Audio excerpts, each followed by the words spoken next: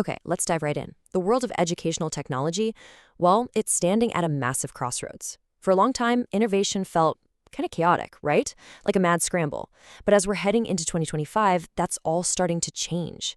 The industry is finally growing up, shifting from just reacting to actually, leading strategically.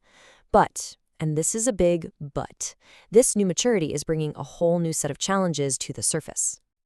And honestly, you can feel the energy, the optimism in the air. I love this quote from EdTech leader Trevor Minton. He says, companies are now experimenting smarter, moving faster, and leaning into thinking bigger about what's possible.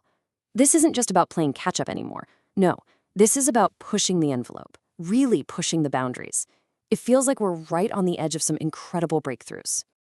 But here's the catch. Underneath all that excitement, there's a serious problem brewing. What happens when all that incredible speed starts to outpace trust? We're seeing this massive collision, a head-on crash between rapid-fire innovation and a pretty serious crisis of trust from the very people these tools are supposed to help. We're talking teachers, students, and policymakers. So how do we unpack all of this? Here's our game plan for this explainer. First, we'll look at this big inflection point for the industry. Then we'll get into the promise and the peril of AI. After that, we'll tackle the crisis of trust, navigate the super fragmented global market, and finally, we'll look at how we can build a better future together. Let's get started. All right, first up, this whole inflection point. You know that mad dash to get everything and everyone online? Yeah, that's pretty much over. The dust has settled, and now the focus is shifting to something way more strategic, more deliberate. It's all about creating products that are actually sustainable and centered around the user. It's a huge sign that the industry is maturing, but it's exactly this maturity that's highlighting the core conflict we're talking about. And of course, right at the heart of this big strategic shift is the one thing no one can stop talking about: AI, artificial intelligence. I mean, it's dominating every conversation, and for good reason. It has the potential to completely change the game for learning. But is it the magic solution we've been waiting for, or is it more of a double-edged sword that we might not be ready to handle?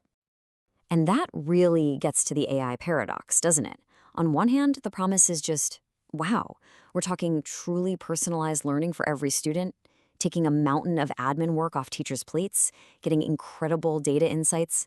But the other side of that coin, the peril, it's just as real.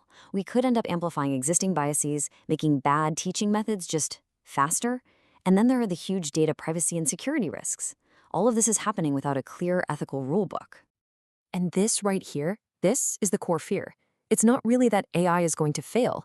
The real terror is that it's going to succeed at doing the wrong thing. Learning scientist Dr. Philippa Hardman puts it perfectly. She says the biggest danger of AI in education is that we become better and faster at designing really bad learning experiences. Just let that sink in for a second.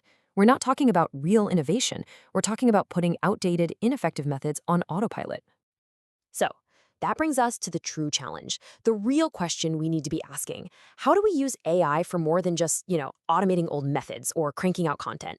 The real game changer is using these incredible tools to completely shift what we're aiming for in education, moving away from just memorizing facts and moving towards skills that actually matter in the real world, things like creativity, critique, and genuine original thinking.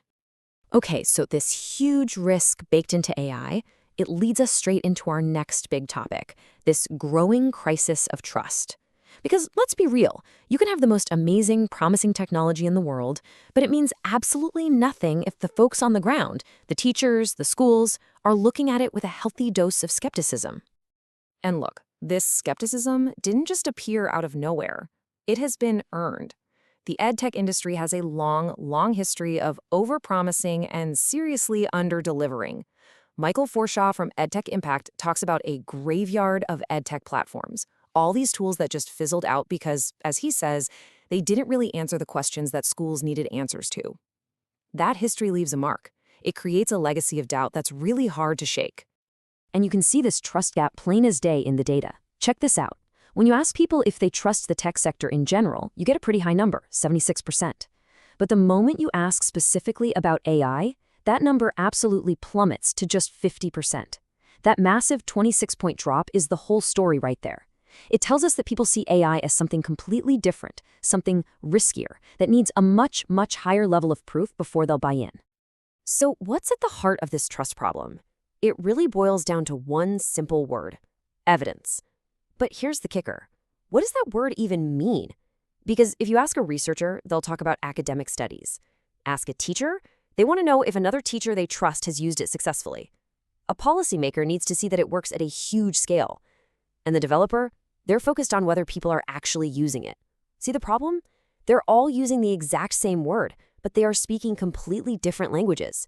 It's a total breakdown in communication. And if that communication gap wasn't tricky enough, it gets piled on top of an even bigger, more structural problem: the global education market.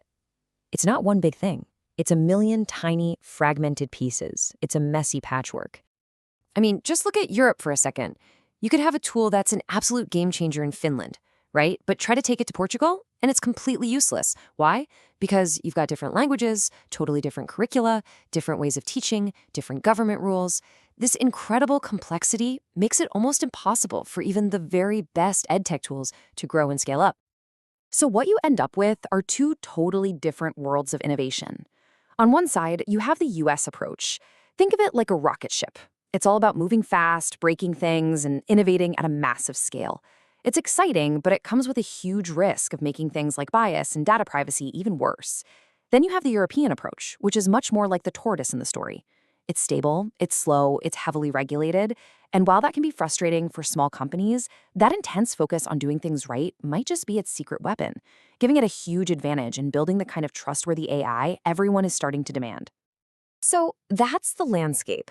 We've got a major crisis of trust, and we've got a market that's broken up into 1,000 pieces. How in the world do we fix this? Well, a really powerful answer is starting to emerge from all corners of the industry. And it all comes down to one single powerful idea: collaboration. And we're actually seeing a clear roadmap for building this trustworthy future start to take shape. It looks something like this.